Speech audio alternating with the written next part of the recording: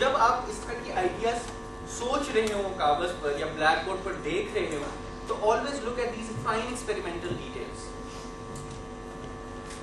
So now we know that these bullets are mechanical, classical, macroscopic objects, and when they are fired on two slits, you will get a bimodal distribution. Agreed? What we can safely write is that these bullets behave as particles.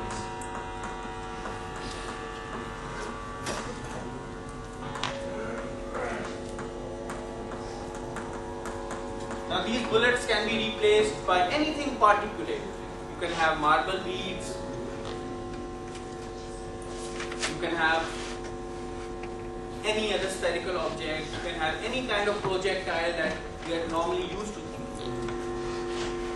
So with these particulate objects, you will get a bimodal distribution.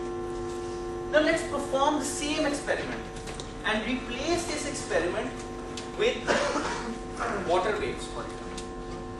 So do we need the first slit in the second case?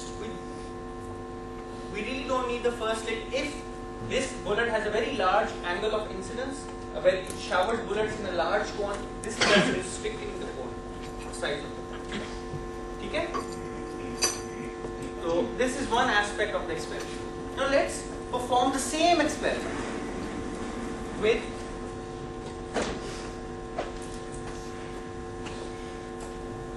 not with particles or with bullets, but with water waves.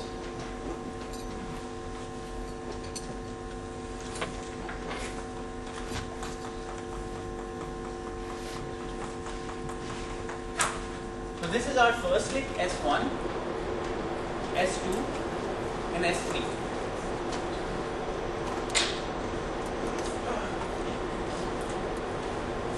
And now we have water waves.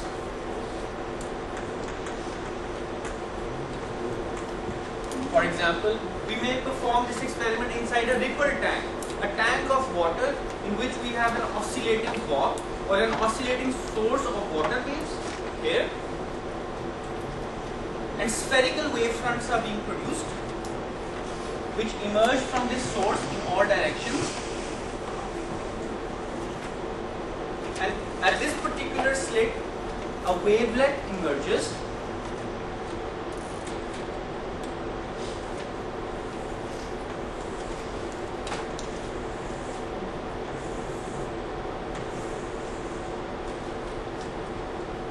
And when the wave fronts reach this barrier and become in contact with the slits S2 and S3, secondary wavelets are being produced.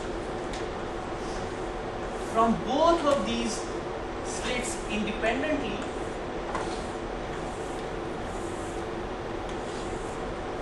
and what do we observe? We really observe fringes, regions of high amplitude and regions of low amplitude.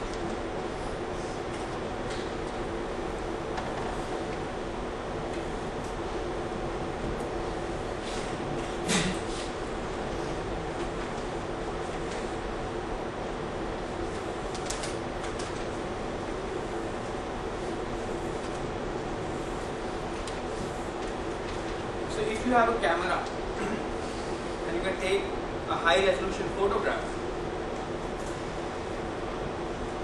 then the fringes will look like bands of high amplitude and low amplitude, and we can draw these bands here.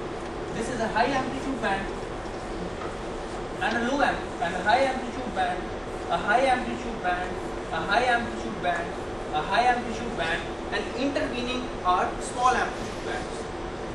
So this is in a sense a bright region, a dark region, bright, dark, bright, dark, bright, dark, bright, dark. Only that bright for water waves means a high amplitude. So you have a higher crest and you have a smaller crest here. So we get fringes. And this is an experiment that you may have performed in your A levels, in your FSC, or you have obviously read about it. Agree? So now what's the difference between this experiment and this experiment? Here we're getting a bimodal distribution, but here we're getting fringes. And why are we getting fringes? Because we have waves here. And a wave can be represented by a peak and a trough, a high amplitude region and a low amplitude region. And when two waves reach a point in space at the same time, what happens? They interfere. And they can interfere in two ways, constructively or destructively. So what really we've done here, we have a wave source, a source of waves, and the waves impinge on two slits.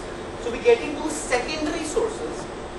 These are two separate sources, independent sources, derived from the same primary source. So they are phase coherent. So this is the concept of coherence. So now we have two secondary sources that are coherent. If these barriers are perpendicular, then they are actually parallel to one another. When a high amplitude point comes here, a high amplitude point will emerge here. So these two secondary sources will be in total phase coherence. And phase coherence is required to observe interference fringes. So now these two are secondary sources of waves, and the regions of constructive destructive interference takes place, and you get these fringes. Bright, dark, or high amplitude, low amplitude. Agreed? ठीक है? तो ये फर्क है दोनों experiments में. Here we are performing this experiment with waves.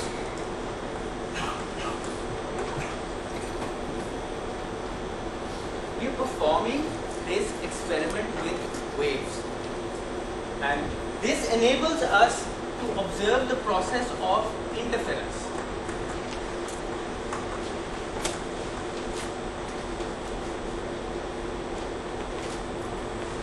And we observe these fringes.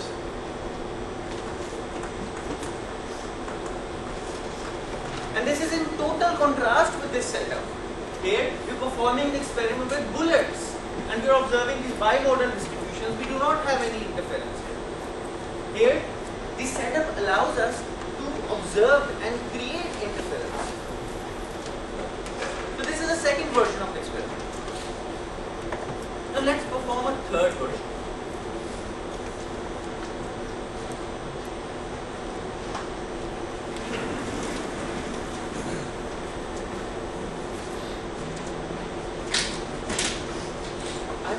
Exactly the same setup.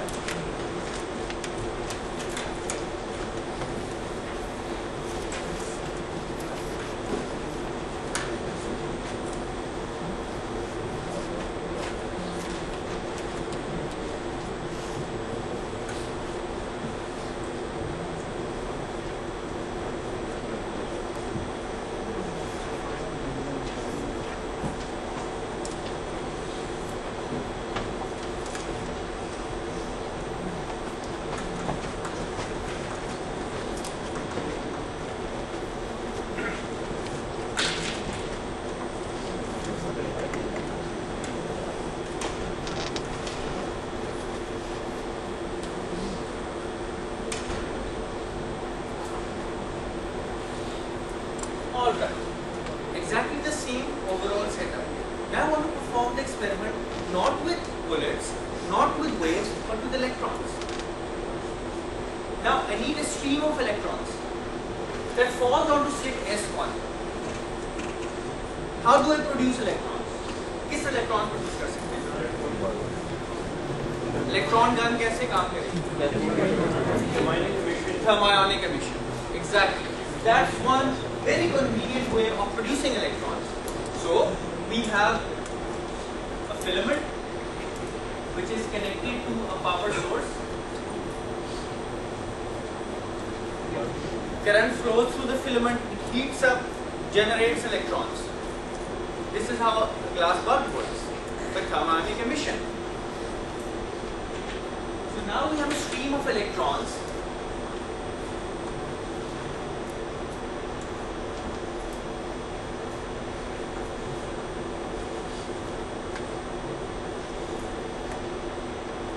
Alright. Now let's make one assumption. The assumption is that this voltage is very small. This voltage V is exceedingly small. which means a very small current is passing through the filament, which means the number of electrons emitted from the surface of this filament per unit time is very small. ठीक है? अगर current कम होगा तो number of electrons being emitted from this surface or being evaporated from this surface will be very small. This is the process of thermionic emission.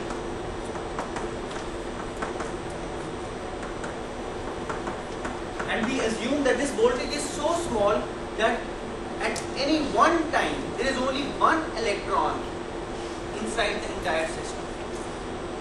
जो electron eject होगा उसकी velocity होगी. That finite velocity will make it travel from S1 to this detector in a certain amount of time. तो इतनी small flux electrons का कि एक electron eject हुआ, वो system में से गुजरा और दूसरा electron अभी eject नहीं हुआ.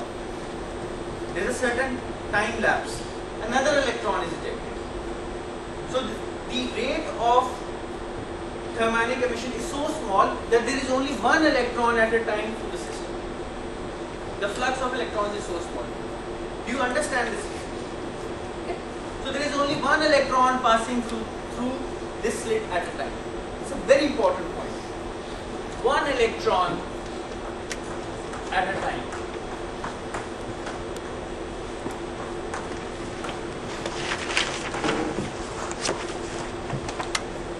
There is no possibility of interference. For interference, you need two electrons. Okay, so this is the assumption, or this is my conjecture. The flux of electrons is so small that you are removing any chances of observing interference fringes. Because for interference fringes, we would conceptually or classically think that we need two electrons. Alright.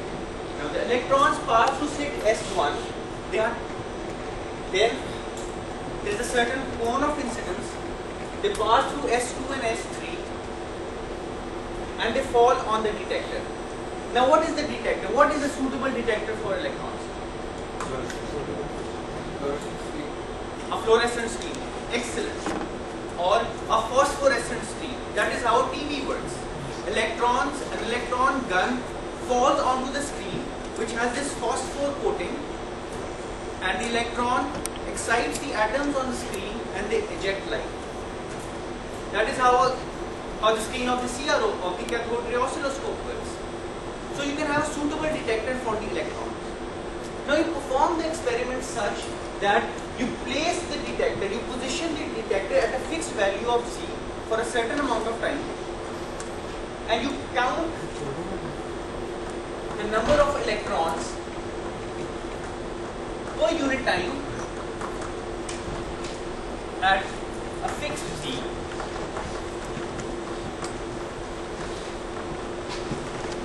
and then you change the value of Z. That is, you move this detector downwards. So you are counting the number of electrons per unit time at a fixed position of Z, and then you move the detector downwards, place the Z at a new position for the same amount of time, count the number of clicks in that time, and vary the position of Z. And if you plot Z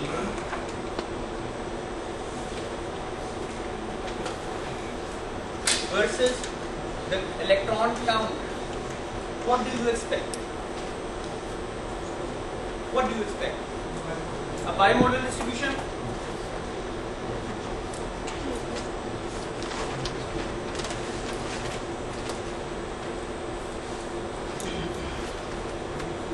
Okay. Now this is our classical interpretation. This is what we would think classically.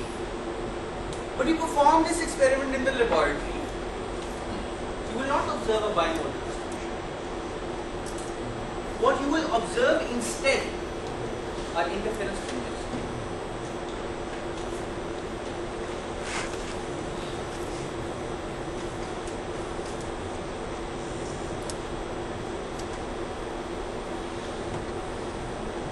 In fact, you will get a peak at Z0 here. Z positive, Z0 in the middle, positive upwards and negative downwards. This is what you will observe. You will observe interference fringes. Now, how in the world is that possible? We have electrons, which are particles, and they're passing through. Classically, we would assume that an electron goes through S1, then it either goes through S2 or S3. Either S2 or S3. That's an electron is indestructible. ये हम जानते हैं कि we cannot break up an electron into two parts. An electron is a fundamental particle. It's a lepton. It cannot be broken up. A nucleus can be broken up. A proton can be broken up into quarks. A neutron can be broken up into quarks. But an electron is a fundamental particle. It's indestructible. Electron से छोटा particle, electron का अपना internal structure तो नहीं है. So electron can either pass through S2 or S3 at a time. Just like the bullets. The bullets can either pass through this slit or this slit. That is what enabled the production of this bimodal distribution. Here, in this example, we have waves that are passing through both the slits at the same time. That is why we could observe interference. Here in this example, we expect that electrons are indestructible particles. They must go through either S2 or S3. And so, we should observe, we expect to observe the bimodal distribution. But what we observe in reality in the laboratory are these interference fields. And the problem is that even if the electron flux is so low that there is only one electron in the system at a time, how can the electron interfere with itself? That's the fundamental paradox here. If we observe fringes, then it means that the electron is interfering with itself. And the electron is passing through both the slits at the same time. That's the only way in which we can explain the outcome of this experiment. तो ये मैं आपको बताऊं कि nature का सबसे important test. Physics is an observational science. It's an experimental science. It's not like philosophy or logic, which has no experimental bearings. Physics is really an experimental science. That's why modern science is different from Aristotelian science. ठीक है ना? तो ये experiment का outcome आपको कुछ बता रहा है. तो इस outcome को explain करने के लिए you need a new paradigm of physics. You need a new thought process. It is the experimental outcome that is dictating the underlying theory. And what is that theory? The theory is that this electron, the electron, it's a single electron because we have one electron at the system at a time. अच्छा एक बात याद रखो कि अगर हम इस detector की पोजीशन फिक्स कर दें तो हमें ये फ्रिंजेस नजर नहीं आएंगे. इन फ्रिंजेस को देखने के लिए we have to traverse this abscissa axis. इस एक्सिस को ट्रैवर्स करना है ना, जी को चेंज करना है, तो उसके लिए हमें इस डिटेक्टर की पोजीशन को तब्दील करना है और हर पोजीशन पे थोड़ी देर के लिए रुकना है कि इतने इलेक्ट्रॉन्स इमर्ज हो जाए, इतने टाइम के लिए रुकना है क्योंकि इलेक्ट्रॉन का फ्लक्स बहुत छोटा है, बहुत थोड़ा है. इतने वक्त के लिए रुकना है कि एक अप्रिशिएबल नंबर ऑफ काउंट्स आपको मिल जाए, तभी ये फ्रिंजेस ऑब्जर्व होंगे. ठीक है? अगर आप थोड़े वक्त के लिए करेंगे फ्रिंजेस ऑब्जर्व नहीं होंगी, because this is a statistical process. You have one electron at a time. In order to observe the fringes, you need a large number of electrons to pass through the experiment. But the key is that there is only one electron at a time. So an electron that has passed through and been detected by the detector cannot interfere with a later electron because it has already been detected. यहाँ पे absorb हो गया electron. So it has no chance of interfering with later electrons. Agree? समझ आइए point? It has no chance of interfering with subsequent electrons. Because when this electron has been absorbed by the detector, it's gone, it's vanished, it's been annihilated. ठीक है, तो interfere electron दूसरे electrons के साथ नहीं कर सकता, वो अपने आप is interfering with itself. So an electron is interfering with itself.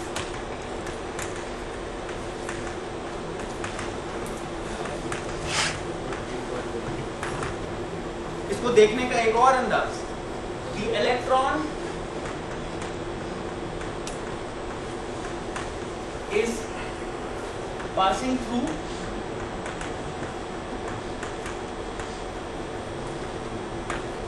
both slits at once, even though the electron can't be split.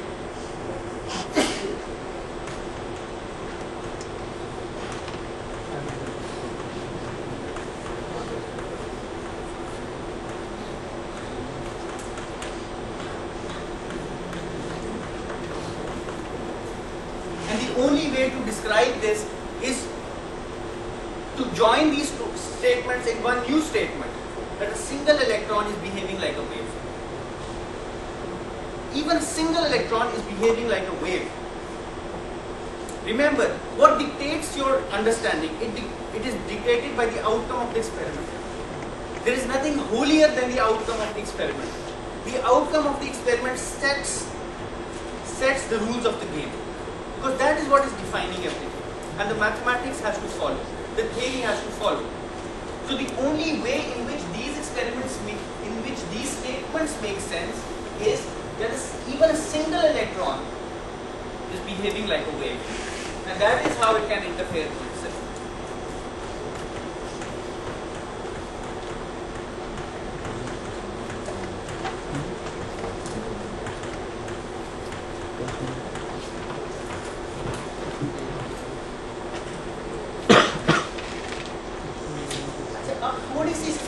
Modification करते हैं। देखिए क्लासिकली आपने कहा कि you should observe a bimodal distribution, but experimentally we are observing this fringes, which means that the electron is really behaving like a wave, and it's a single electron. It is passing through both slits at the same time. And the only way it can pass through both slits at the same time is to think that the electron is a wave. Even a single electron is a wave. Now let's look at statement number 2. The electron is passing through both slits at the same time. Now we'll modify this experimental arrangement a little bit. अब देखो, अगर हमने statement लिखी second statement लिखी तो हमें पता चलना चाहिए कि इलेक्ट्रॉन यहाँ से गुजर रहा है या यहाँ से गुजर रहा है। तो हम क्या करते हैं? We try to be cleverer than nature. We try to outsmart nature. Let's try to outsmart nature. If the electron is really passing through both slits at the same time, let's place a detector here, a small detector here,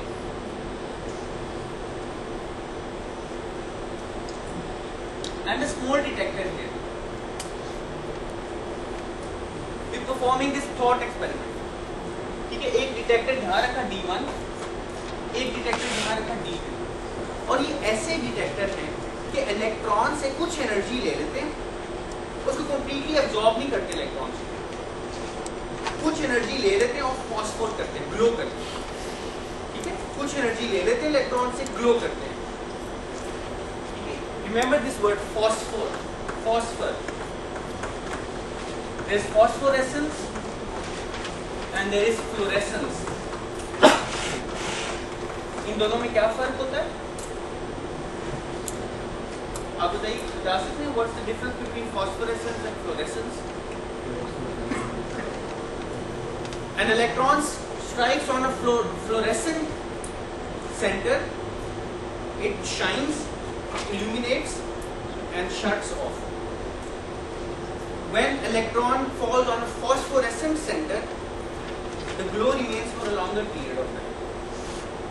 That is why when you normally, your old TV screens, when you switch them off, the glow remains on the TV screen for a longer period of time. That's why when you turn off the CRO, the glow remains there for some amount of time because it's a phosphorescent screen. But in a fluorescent screen, such as your normal everyday mobile phones, to turn off the signal, the light disappears instantaneously. So that's the difference. So these are phosphorescent detectors, and the difference from this detector is that they do not completely absorb the electron. They take some energy from the electron and phosphoresce. And the electron still has sufficient energy to complete its path towards this detector. Now if we try to be over smart and outsmart nature, and we place a detector here and a detector here, statement number 2 would implicate that both of these detectors are clicking at the same time. Both of these detectors are phosphoring at the same time, because the electron is passing through both the slits at the same time. तो दोनों glow करेंगे साथ साथ. ठीक है, this is intuitive. This is intuitive, right? But what really happens when you perform this experiment is that only one of these detectors phosphors, and the pattern that you observe, Z versus the counts, you observe the bimodal distribution. So when you perform this experiment, what really happens is that either D1 clicks or D2 clicks, and both of them don't click at the same time. They never click at the same time. They never click at the same time, and the interference fringes disappear,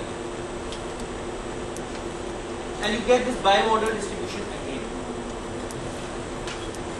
Now this is the most fascinating, most surprising, most shocking part, and I can look at your faces, your signs of surprise amounting to disgust and puzzlement and confusion. How can this happen? We've already explained that the electron is passing through both slits at the same time because it's a wave.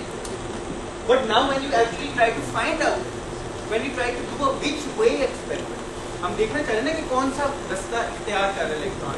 We are performing a which way experiment. Which way experiment?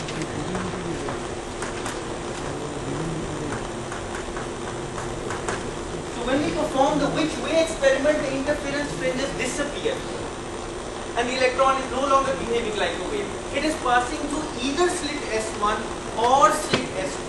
It has ceased to pass through both slits at the same time. वो एक ही slit में से गुजर रहा है, और जब एक ही स्लिट में से गुजरेगा, you will get the bimodal distribution, and only one of these detectors is clicking at a time. दोनों बैक वक्त इंस्टेंटेनियसली क्लिक साथ साथ क्लिक नहीं करते. ठीक है, या D1 क्लिक करेगा या D2 क्लिक करेगा, and the interference fringes are totally washed away. The electrons are now behaving like particles, and they are passing through either slit S1 or slit S2. Therefore, any attempts to find out which slit the electron is passing through, they will fail.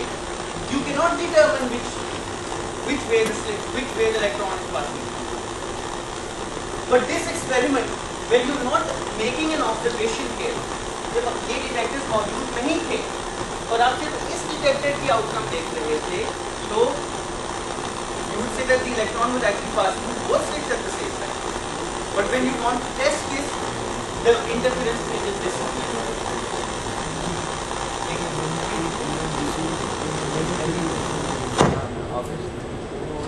So this is another aspect of quantum mechanics, and that aspect is observation changes the outcome.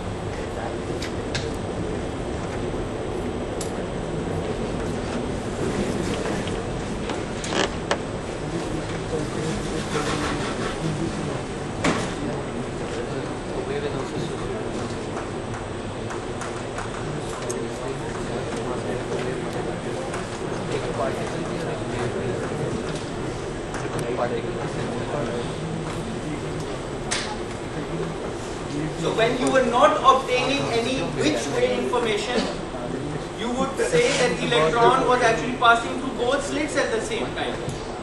That is the only way you could explain the appearance of the interference fringes. But when you want to actually determine or experimentally find out the way in which the electron is passing, the interference fringes disappear. That is why in quantum mechanics the role of observation is extremely important. The role of probability is extremely important. Okay? When you perform this experiment and you are at this position, it's likely that a detector will not click. But when you perform the experiment for a large number of times, you will get these fringes. That's a probabilistic aspect. This aspect I've already explained. The observation affects the outcome. That is why philosophers of quantum mechanics say that if the moon is there, यहाँ हम इस्तेमाल करते हैं उर्दू में एक कहावत, जंगल में मोर नाचा किसने देखा? ठीक है, जंगल है, उसमें मोर नाचता है, अगर हम उसे देखने नहीं, उस मोर का होना ना होना एक बराबर है. If the moon is there and we don't observe the moon, in our world the moon does not exist. But when we observe the moon, we are affecting the position of the moon, we are affecting the quantum state of the moon. That is, whenever we perform an observation in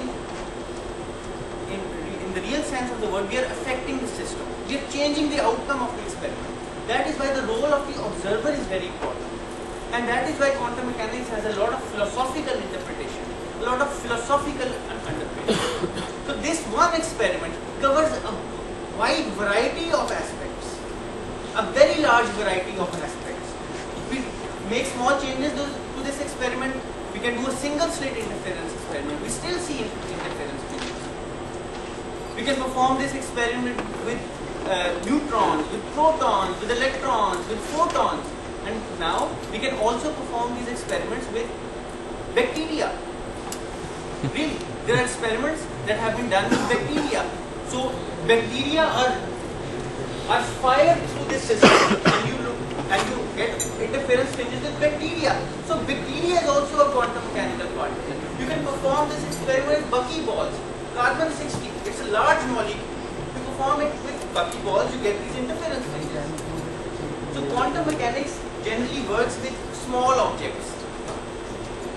That's what I told you in the beginning. That's why we were working with single electrons. But the quest is to make these small objects larger and larger. The current world record is that they've done this experiment with bacteria. That's the largest quantum object so far. So I've explained this experiment to you to give you a flavor of what it's going to be like in this course. This week I will post the course outline, the distribution of grading scheme, and so on. So thank you.